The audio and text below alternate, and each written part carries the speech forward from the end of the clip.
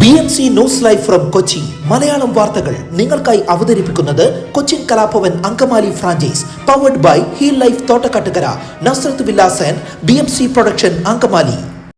നമസ്കാരം, BMC radio Malayalam വാർത്തകളിലേക്ക് സ്വാഗതം. ഞാൻ ധനു കൃഷ്ണ. സമ്പൂർണ്ണ ഡിജിറ്റൽ സാക്ഷരത കൈവരിച്ച സംസ്ഥാനത്തെ ആദ്യ നഗരമായി മൂവാറ്റുപുഴ നഗരസഭയെ പ്രഖ്യാപിച്ചു. പ്രത്യേക കൗൺസിൽ യോഗത്തിൽ നഗരകാര്യ ജോയിന്റ് ഡയറക്ടർ വി പ്രദീപ് കുമാറാണ് പ്രഖ്യാപനം നടത്തിയത്. ചെയർമാൻ PP എൽദോസ് അധ്യക്ഷത വഹിച്ചു. ദൈനംദിന സർക്കാർ സേവനങ്ങൾ ഉപയോഗിക്കുന്നതിനും വികസന പ്രവർത്തനങ്ങളിൽ പങ്കാളികളാകുന്നതിനുമായി സർക്കാർ ആവിഷ്കരിച്ച സമ്പൂർണ്ണ ഡിജിറ്റൽ സാക്ഷരതാ പദ്ധതിയാണ് നഗരസഭ വിജയകരമായി നടപ്പാക്കിയത്. ജൂൺ 25-നാണ് നഗരസഭയിൽ പദ്ധതിക്ക് തുടക്കം കുറിച്ചത്. 50 ദിവസം കൊണ്ട് ലക്ഷ്യം കൈവരിച്ചു. ഡിജി കേരള കോർഡിനേറ്ററും മാസ്റ്റർ ട്രെയിനിയുമായ P രജിതയുടെ നേതൃത്വത്തിലായിരുന്നു പ്രവർത്തനം. ആദ്യ നഗരസഭാ പരിധിയിലെ മുഴുവൻ ജനങ്ങളെയും സംബന്ധിച്ച വിവരം ശേഖരിച്ചു. 8328 വീടുകളിൽ ആൾതാമസമുള്ള 7854 വീട്ടിൽ നടത്തിയ സർവേയിൽ 14-നും 64-നും ഇടയിൽ 1806 പേർ ഡിജിറ്റൽ സാക്ഷരരല്ലെന്ന് കണ്ടെത്തി. തുടർന്ന് 28 വാർഡിലും ക്ലാസ് സംഘടിപ്പിച്ചു. കിടപ്പ് രോഗികൾ, വയോധികർ തുടങ്ങിയവർക്കും പരിശീലനം നൽകി. 3 മൊഡ്യൂളുകളിലായി 15 കാര്യങ്ങളിലാണ് പരിശീലനം നൽകിയത്. 350 വളണ്ടിയർമാരാണ് പദ്ധതിക്കായി പ്രവർത്തിച്ചത്. വാതിൽപ്പടി റേഷൻ വിതരണ തൊഴിലാളികളുടെയും വാഹനോടമകളുടെയും സമരം തീർന്ന് 2 ദിവസം പിന്നിട്ടിട്ടും കൊച്ചി സിറ്റി റേഷനിംഗ് ഓഫീസ് പരിധിയിൽ വരുന്ന റേഷൻ കടകളിൽ വിതരണം പുനരാരംഭിച്ചില്ല. ചുള്ളിക്കൽ കൽ ഗോഡൌണിലെ NFSA ഗോഡൌൺ ചുമതലയുള്ള ഉദ്യോഗസ്ഥൻ ഇല്ലാത്തതിനാലാണ് കടകളിലേക്കുള്ള റേഷൻ വിതരണം പുനരാരംഭിക്കാനുള്ള തടസ്സം. കഴിഞ്ഞ ദിവസം ഉദ്യോഗസ്ഥൻ ഇല്ലാത്തതിനാൽ ഗോഡൌണിൽ നിന്ന് കടകളിലേക്ക് റേഷൻ വിതരണം ചെയ്യാൻ കഴിയാത്തതിൽ പ്രതിഷേധം ഉയർന്നിരുന്നു. ഇതേ തുടർന്ന് ബുധനാഴ്ച ചുമതലയുള്ള ഉദ്യോഗസ്ഥൻ വരുമെന്ന് പറഞ്ഞ് തൊഴിലാളികളെയും വണ്ടിക്കാരെയും വിളിച്ചു വരുത്തിയെങ്കിലും ഉദ്യോഗസ്ഥർ എത്തിയില്ല. ഇതോടെ പ്രതിഷേധം ശക്തമായി. മുസ്ലിം ലീഗ് കൊച്ചി മണ്ഡലം സെക്രട്ടറി CA ഫൈസലിന്റെ നേതൃത്വത്തിൽ പ്രതിഷേധം ഉയർത്തി. കല്ല് ഗോഡൌണിൽ നിലവിൽ MM തസ്തികയിലുള്ള ഉദ്യോഗസ്ഥരില്ല. MM സ്ഥലം മാറിപ്പോയ ശേഷം മറ്റാരും ചുമതല ഏറ്റെടുത്തില്ല. കൊച്ചിയിലെ NFSA ഗോഡൌണിൽ നാഥനില്ല കളരിയായി മാറിയെന്നാണ് നാട്ടുകാർ പറയുന്നത്. മാസം പകുതി പിന്നിട്ടിട്ടും റേഷൻ വിതരണം ആരംഭിക്കാത്തതിനാൽ റേഷൻ കടക്കാരും കാർഡ് ഉടമകളും പ്രതിസന്ധിയിലാണ്. പദ്ധതി നടത്തിപ്പിൽ അനിശ്ചിതത്വം തുടരുമ്പോൾ അങ്കമാലി ശബരി റെയിൽ പദ്ധതി മേഖലയിൽ വരുന്ന ഭൂവുടമകൾ 1/4 നൂറ്റാണ്ടിലേറെയായി ദുരിതത്തിൽ. പദ്ധതി നടത്തിപ്പുമായി ബന്ധപ്പെട്ട് സംസ്ഥാനം സഹകരിക്കുന്നില്ലെന്ന കേന്ദ്ര റെയിൽവേ മന്ത്രിയുടെ പ്രസ്താവനയും അത് ഖണ്ഡിച്ച മുഖ്യമന്ത്രിയുടെ മറുപടിയുമാണ് ഇടവേളയ്ക്ക് ശേഷം പദ്ധതി വീണ്ടും ചർച്ചയാകാൻ കാരണം. 1/4 നൂറ്റാണ്ട് പിന്നിടുമ്പോഴും പദ്ധതി എങ്ങുമെത്താത്തതാണ് ഭൂ ഉടമകളെ പ്രതിസന്ധിയിലാക്കുന്നത്. 1995-96 റെയിൽവേ ബജറ്റിൽ വിഭാവനം ചെയ്ത് തൊട്ടടുത്ത വർഷം പ്രാഥമിക സർവേ നടത്തിയതിന് പിന്നാലെ നിർമ്മാണവും ആരംഭിച്ചു.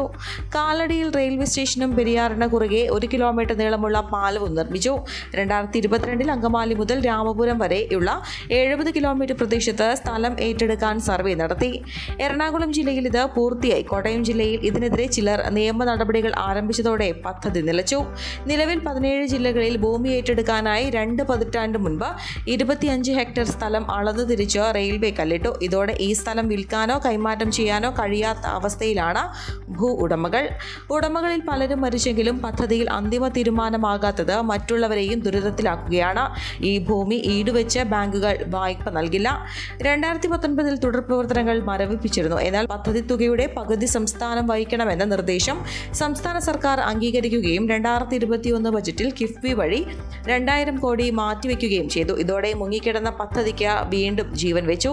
ഇതിന് പിന്നാലെ 2023 കേന്ദ്ര ബജറ്റിൽ 100 കോടി രൂപ അനുവദിച്ചതോടെ പദ്ധതി യാഥാർത്ഥ്യമാകുമെന്ന പ്രതീതിയായി. ഇത് ഭൂവുടമകൾക്കടക്കം ആശ്വാസമേകിയിരുന്നു. എന്നാൽ പദ്ധതി തുകയിലെ പങ്കാളിത്തം സംബന്ധിച്ച കേന്ദ്ര സംസ്ഥാന തർക്കമാണ് ഇപ്പോഴത്തെ പ്രധാന പ്രതിസന്ധി. കോവിഡാനന്തര കാലഘട്ടത്തിൽ ജീവിതശൈലി രോഗങ്ങളുള്ളവർക്ക് സന്തുലിതമായ ആരോഗ്യ പരിപാലനത്തിന് ആലുവയ്ക്കടുത്ത് തോട്ടക്കാട്ടുകര ജംഗ്ഷനിൽ ഹീൽ ലൈഫ് തുറന്ന പ്രവർത്തനം ആരംഭിച്ചിരിക്കുന്നു. ഫിസിയോതെറാപ്പി, സൈക്കോളജി, ആയുർവേദ ചികിത്സകൾക്കായി 8089011772 ബന്ധപ്പെടാവുന്നതാണ്. അപരിചിത നമ്പറുകളിൽ നിന്ന് വരുന്ന വീഡിയോ ഓഡിയോ കോളുകൾ ശ്രദ്ധയോടെ കൈകാര്യം ചെയ്തില്ലെങ്കിൽ സമ്പാദ്യം നഷ്ടമാകുമെന്ന മുന്നറിയിപ്പുമായി റൂറൽ ജില്ലാ പോലീസ്.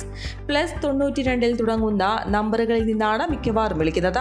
DP ഇട്ടിരിക്കുന്നത് പോലീസ് ഉദ്യോഗസ്ഥരെന്ന് തോന്നിപ്പിക്കുന്ന തരത്തിൽ യൂണിഫോം ധരിച്ച ഒരാളുടേതായിരിക്കും. പരമാവധി അസ്വസ്ഥതയും ടെൻഷനും ഉണ്ടാക്കി പണം കൈപ്പറ്റുകയാണ് ലക്ഷ്യം. MBBSന് പഠിക്കുന്ന പെൺകുട്ടിയുടെ പിതാവിനെ അന്വേഷണ സംഘമാണെന്ന് പറഞ്ഞാണ് കോൾ വന്നത്. മയക്കുമരുന്ന് പിടികൂടിയെന്നും മകൾക്ക് സംഘവുമായി ബന്ധമുണ്ടെന്നും പറഞ്ഞ് മകൾക്ക് ഫോൺ കൈമാറാമെന്ന് പറഞ്ഞ് മറ്റൊരാൾക്ക് കൊടുക്കും. ഫോണിൽ പെൺകുട്ടിയുടേതെന്ന് തോന്നിപ്പിക്കുന്ന കരച്ചിൽ ശബ്ദം മാത്രം. നിയമപരമായ നടപടി തുടങ്ങിയിട്ടില്ലെന്നും വലിയൊരു തുക തന്നാൽ പെൺകുട്ടിയെ ഒഴിവാക്കാമെന്നും സംഘം പറയും. മറ്റൊന്നും ആലോചിക്കാതെ സംഘം പറയുന്ന പണം നൽകുകയാണ് ചെയ്യുന്നത്. പിന്നീട് മകളെ വിളിക്കുമ്പോഴാണ് തട്ടിപ്പായിരുന്നു എന്ന് ബോധ്യമാകുന്നത്. നിങ്ങളുടെ പേരിൽ അക്കൗണ്ട് എടുത്തിട്ടുണ്ട്, അതിലൂടെ കോടികളുടെ കള്ളപ്പണം ഇടപാട് നടന്നിട്ടുണ്ട്, സിം എടുത്ത് രാജ്യദ്രോഹ പ്രവർത്തനങ്ങൾക്ക് ഉപയോഗിച്ചതായും തെളിഞ്ഞിട്ടുണ്ട്, കൊറിയറിൽ മയക്കുമരുന്ന് പിടികൂടിയിട്ടുണ്ട്. വിളിക്കാനുള്ള കാരണങ്ങൾ ഇങ്ങനെ നിരവധിയാണ്. പലരും ഭയം കൊണ്ട് അവർ പറയുന്ന പല അക്കൗണ്ടുകളിലേക്കും പണം നിക്ഷേപിക്കും. ഒരു നിയമ സംവിധാനവും കേസുമായി ബന്ധപ്പെട്ട് അക്കൗണ്ടുകളിലേക്ക് പണം നിക്ഷേപിക്കാൻ ആവശ്യപ്പെടില്ലെന്നും വീഡിയോ കോൾ വഴി അറസ്റ്റ് ചെയ്യില്ലെന്നും റൂറൽ ജില്ലാ പോലീസ് മേധാവി വൈഭവ് സക്സേന പറഞ്ഞു. ഇത്തരം വിളികൾ വരുമ്പോൾ ജാഗ്രത പാലിക്കണമെന്നും SP പറഞ്ഞു. വിവാഹ വാഗ്ദാനം നൽകി പീഡിപ്പിച്ച കേസിൽ യുവാവ് അറസ്റ്റിൽ. കൊല്ലം ഇടവട്ടം വള്ളിമൺ രഞ്ജിനി ഭവനിൽ പ്രണവ് പ്രകാശിനെയാണ് ആലുവ പോലീസ് അറസ്റ്റ് ചെയ്തത്. സമൂഹ മാധ്യമം വഴിയാണ് പെൺകുട്ടിയെ പരിചയപ്പെടുന്നത്. ഒടുവിൽ വിവാഹ വാഗ്ദാനം നൽകി ആലുവയിലെ ലോഡ്ജിലും മറ്റിടങ്ങളിലും കൊണ്ടുപോയി ബലമായി പീഡിപ്പിച്ചെന്നാണ് പരാതി. മെയ് മാസം പരാതി ലഭിച്ചു. കേസെടുത്തതറിഞ്ഞ ഇയാൾ ഒളിവിൽ പോയി. ഫോൺ ഉപയോഗിക്കാതിരുന്ന പ്രതിയെ ശാസ്ത്രീയ അന്വേഷണത്തിനൊടുവിൽ ബംഗളൂരുവിൽ നിന്നാണ് പിടികൂടിയത്. കൊല്ലം ഈസ്റ്റ് പോലീസ് രജിസ്റ്റർ ചെയ്ത മനുഷ്യക്കടത്ത് കേസിലും ഇയാൾ ഉൾപ്പെട്ടിട്ടുണ്ട്. ഈ കേസിലും ഒളിവിലായിരുന്നു. DYSP ER രാജേഷിന്റെ നേതൃത്വത്തിൽ ഇൻസ്പെക്ടർ MM മഞ്ജുദാസ്, ഇൻസ്പെക്ടർമാരായ SS Sreelal, PS Mohanan, PG Anilkumar, CPOമാരായ മാഹിൻ ഷാ അബൂബക്കർ, മുഹമ്മദ് അമീർ, KM മനോജ് തുടങ്ങിയവരാണ് അന്വേഷണ സംഘത്തിലുള്ളത്. പ്രതിയെ കോടതിയിൽ ഹാജരാക്കി റിമാൻഡ് ചെയ്തു. ഈ വാർത്തയോടുകൂടെ BMC റേഡിയോ മലയാളം വാർത്തകൾ സമാപിക്കുന്നു. നന്ദി, നമസ്കാരം.